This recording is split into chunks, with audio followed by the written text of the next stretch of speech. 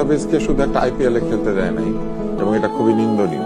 কিন্তু আপনি আপনার নিজের দেশের সেরা খেলোয়াড়, যে কিনা বিশ্বের সেরা খেলোয়াড়, তাকে আপনার দেশের হয়ে বিশ্বকাপে খেলতে দেননি। এবং এই বিষয়ে একজন প্রাক্তন উপদেষ্টা বলেছেন উনি নিজে হস্তক্ষেপ করে এই কাজটা করেছিলেন।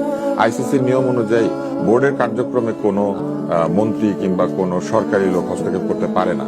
উনি প্রথমত সেটা করেছেন, সরকারি হস্তক্ষেপ করেছেন আমাদের বোর্ডের কাজে, এবং বোর্ড সেই হস্তক্ষেপকে মেনে নিয়ে আমাদের দেশের সেরা খেলোয়াড়টাকে খেলতে দেয় না। যদিও তার বিরুদ্ধে যে অভিযোগ সেটা প্রমাণিত তো দূরের কথা, সেই অভিযোগটা তো একবার মিথ্যা, এটা পরিষ্কার। কারণ সে ছিল কানাডায় আর এইখানে যাত্রাবাড়িতে সে দাঁড়িয়ে। হ্যাঁ, তো এই ধরনের একটা বিষয়ে দেশের সেরা খেলোয়াড়টাকে আপনি বাংলাদেশের হয়ে খেলতে দেন নাই বিশ্বকাপে। বিশ্বের সেরা, শুধু দেশের আমরা ক্যারি করতে পারি। এবং এটা কি ইনসাফ? মুখে ইনসাফ বললে হবে? সুবিচারকে আপনি বদল করে দিলেন, উর্দুতে হিন্দিতে ইনসাফ না ইনসাফ বলতে শুরু করলেন। এটা কি ইনসাফ হইল? এটা জাতির প্রতি ইনসাফ হয় নাই। কারণ ও 10টা রান করলে বাংলাদেশের নামের পাশে 10 লেখা হইতো, ওর ব্যক্তি হইতো না। এটা বিশ্বকাপে ব্যক্তি খেলে না, দেশ খেলে।